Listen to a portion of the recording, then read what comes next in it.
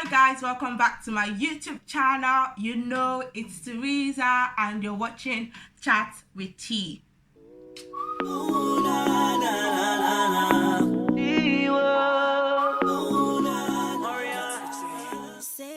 So day-to-day activities. So we have woken up now, like on the first day, like so after the first night, the next day, everybody kind of woke up by 3. Everybody, like, prison mentality, just fall into line and everybody just doing what they expect us to do. So you immediately follow suit, like you don't deviate. And after camp, I'm like, why like, why didn't I just realize that I can just do anything I want? Like, well, you couldn't, because they can actually decamp you, so that's ultimate punishment. So take away your registration. I don't know who they did this to, but there's threat of this. Take away your registration and then you have to do everything again. So you have to do camp again or get signed off of camp officially. So in the mornings, normally by 5:30, no, by 5 o'clock, they're already telling you to leave the hostel because devotion starts by 5:20. So by 4:30, they would have gone round to wake some people up. Ideally, you're meant to go for devotion smelling. Like, there's no space for official showering in the morning before devotion. So everybody just showered before devotion. So devotion was for like 5:20, and then by 5:30, like, would have prayed, done NYSC anthem. Nigeria wakes up by 6 or 6:30, one of them, and then goes to bed by 6 or 6:30. So we observe some kind of silence for Nigeria waking up and Nigeria going to bed on different, I don't know, it was very weird. But you just know there's either a trumpet or bell would tell you what to do. And then so 5:20 devotion starts. By 6:30 there was exercise, and to a lot of people this was fun.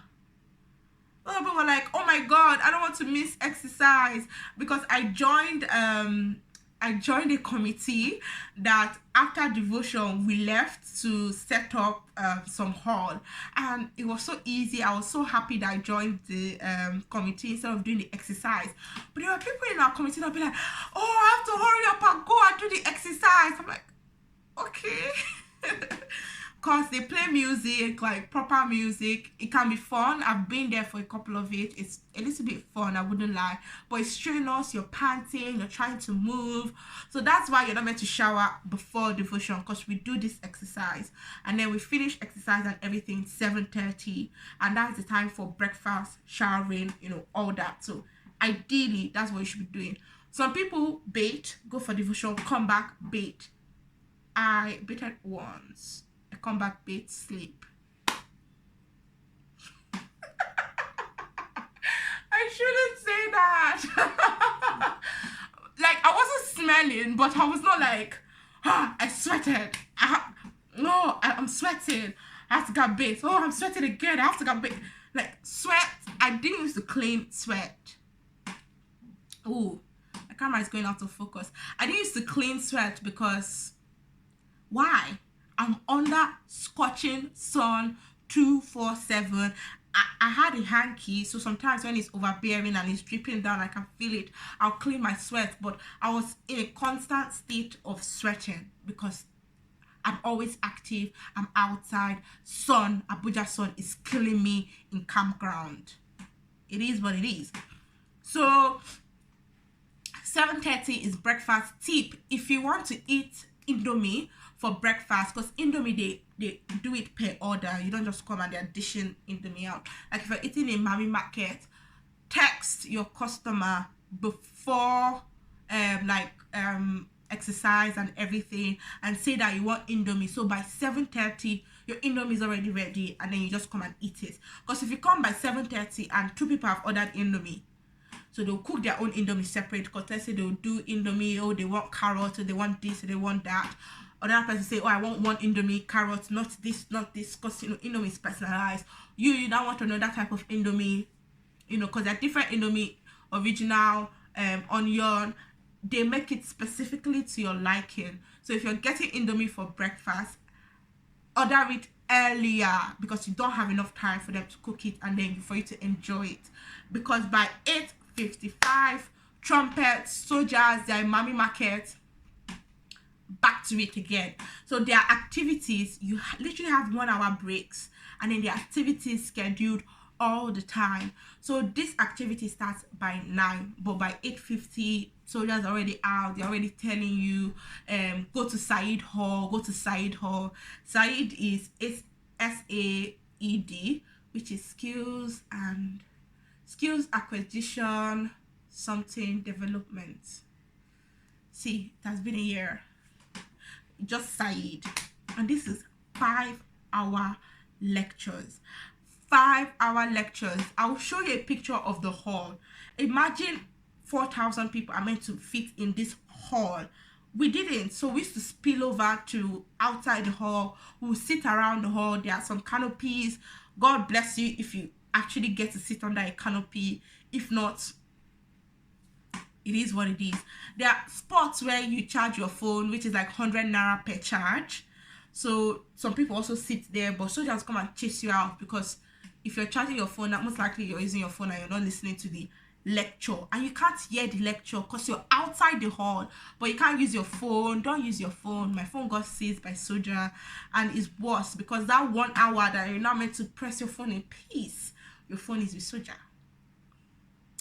It is what it is. I think that you should also realize that the soldiers are not going to kill you. They're just there to make sure that you do what they tell you to do, but they're not going to disfigure you and beat the shit out of you. They understand that you're a graduate, but they can seize your phone. They can punish you, like kneeling down. Some people fainted. We don't know if it's real, because somebody will faint and then all the boys will hurry, gather to carry the person, because you too, at least you get you get small respite, because you take the person to the sick bay. You can say, oh, I'm with somebody in the sick bay, and then you're not doing anything. Nurses, so people that did nursing, what they call doctors, like NYSC doctors, they were basically running the sick bay. Like you go there, so you had a graduate nurse, graduate doctors. Obviously they had supervisors, but it was very cool. I obviously felt sick, so I went to the sick bay, but I was still partaking in camp activities. So anyways, by 9 o'clock, you're meant to go for this Said that is 5 hours. Let me tell you one topic one time. They were talking about online safety. So this is what they are teaching graduates. They are telling us, if you're going to create a passport, if you're going to create a password online with your email address, it needs to contain numbers. It needs to contain special characters. What are special characters? Special characters such as art, special characters such as space, special characters such as question mark. I was like, wait, is this what we're listening to? Because I'm zoning in and out. Very, very ridiculous things. But as part of the Said, they also separate you to groups, and this is a little bit more interesting. So after, let's say, like 3 hours of the major lectures, they will separate you into groups, and they had bead making, cake making, water, food processes. I went to as I was like, oh, I'm going to do a YouTube channel.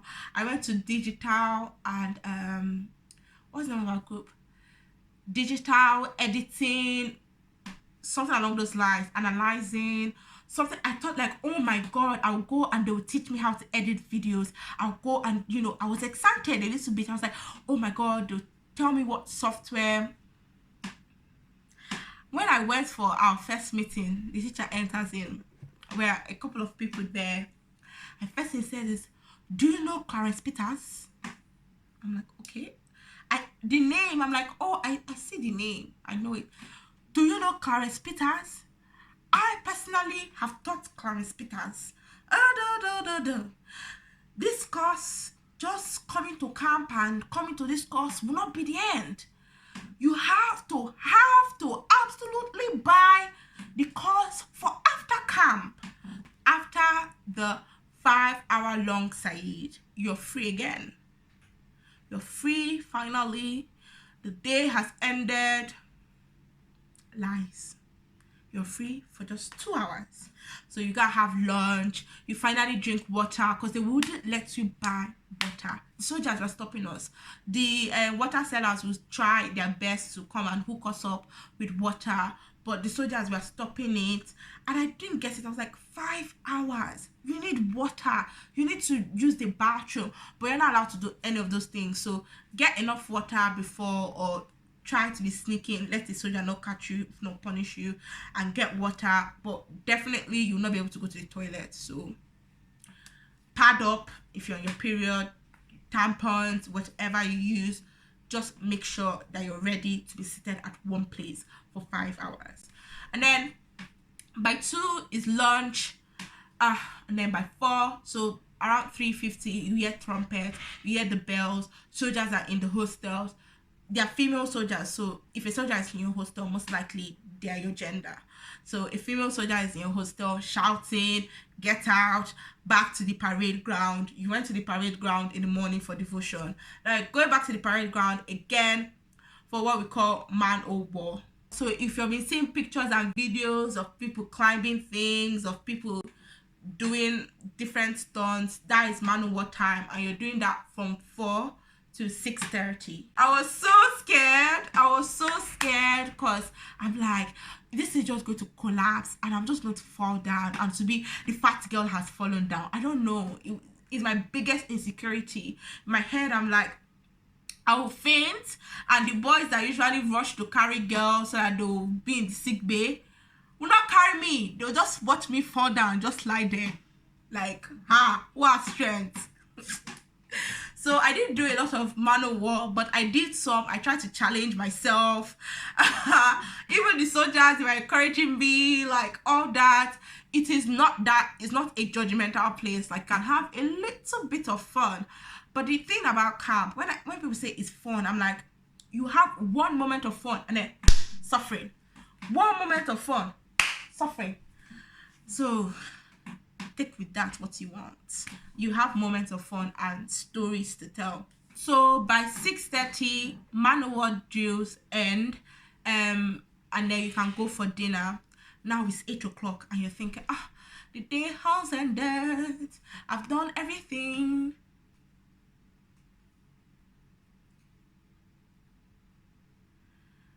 Social activities come by 8, and I'm like, what if I don't want to be social? What if I just want to sleep?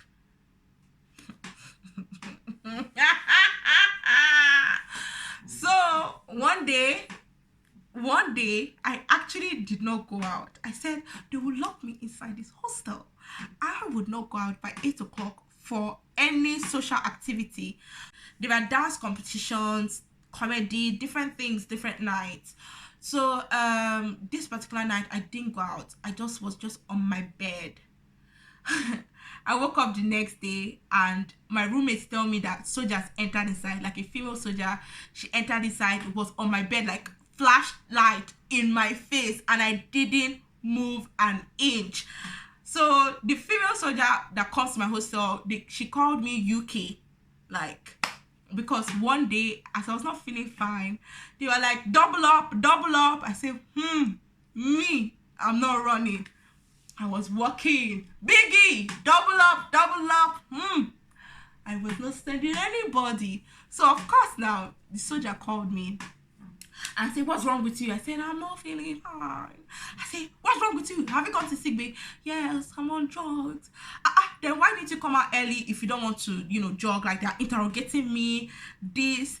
And then one I said mimicking my accent. Apparently I had one. When I said mimicking my accent, I said, where did you study? I said Nottingham Trent University, UK.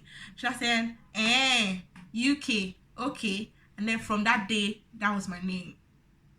UK, you're still in the hostel? UK, I'm talking to you. UK. So apparently that night she came in, she recognized me. I'm sleeping, torchlight in my face, and I did not blink because I had good sleeps. Like, you know, people in camp say like they need sleep properly. I sleep when I want to sleep, and I sleep well. So from 8, there are social activities, and they are meant to end by 10:30. Compulsory social activities. Imagine this. You have to come out for the social activities. They have to end by 10:30. Tell me why some of them were reaching 12 o'clock and they will not open the hostel. So you're most likely spending money to buy food. That is where everybody's buying suya, everybody's buying shawarma, people are charging their phones. Me, most likely my phone was charging, so I'm bored. It's 8 o'clock. I want to be in bed. And to extend to 12. Mind you, people used to wake up by 4:30. By 3rd week, I was frustrated. I was tired. I wanted to leave. I was counting down the days. So Monday to Friday is when we follow this routine. Luckily, Saturday and Sunday, we don't follow this. Sunday is like the most leisure day ever. How do you go to the toilet in camp? I feel like that is the thing that I thought about, but I didn't really think about. So I was like, okay, I remember being in secondary school, boarding school, you just sky the toilet. Like, you know, you don't sit, you just sky. But I like going to the toilet, actually. I like being in the toilet, having my space, pressing my phone. So this is what they sell in camp, a potty bucket. So in camp, they sell what they call a potty bucket. It's a small bucket and it's going to be your toilet. So you put a bit of water in the bucket, then sit on the bucket, do your business, because you know the water is not just in what do they call it, it's not just in the bucket straight away, so to mess the bucket, there's water like a toilet. Do your business, then you pour it in the toilet, then you have fetched water, you flush the toilet, then you wash your potty bucket and keep it for your next use. My hostel was absolutely amazing. I met amazing people. Like, we were gisting about a lot of things. Shout out to all the girls in Efficiency Hostel. If people are watching, loved it. Nobody's phone, to my knowledge, was ever stolen in our room. There was a day that I didn't put my phone in my bag and then lock my bag. I slept out of my phone and I woke up and my phone was just on the floor. Like, people were already in the bathroom, going about my day, and my phone was just on the floor. Like, nobody picked it up, nothing. So apparently in the room across, people's things that some people's pants got missing, but in my hostel everybody was cautious, everybody was courteous to other people's things. And I brought a pant hanger and people asked me before they spread things, people asked me before they used my bucket, my soap, anything. Everybody was just respectful of other people's boundaries. For that 3 weeks, you get to know people, because you're literally, how many were we? I was on the 4th bunk, then I think 4 were behind me, so 8, double that, 32. So we were 32 people in one room. Damn, it didn't feel like it. Like, imagine bunk beds, 2 facing each other like this across, so 2 rows of bunk beds, 8. Yeah, that's 16, that's 32. Yeah. So camp, what are my biggest like takeaways from camp? You're not alone, so none of your problems are unique. They have a solution for you, or there is a solution for you in camp. If you forget something, if you want to leave camp, it's not that much of a hard process. Think about it. They're like 4,000 people coming into camp. They can't keep 4,000 people, so you would be able to get leave to not be in camp if you had a reasonable reason. If your reason was reasonable, if you had a reasonable reason. Either way, like, you'll be able to get leave. It's not scary, it's stressful, but you will not die. It's not the end of the world. It can be fun, but fun, suffering, fun, suffering, fun, suffering. If you expect that, there's, yeah, to be good.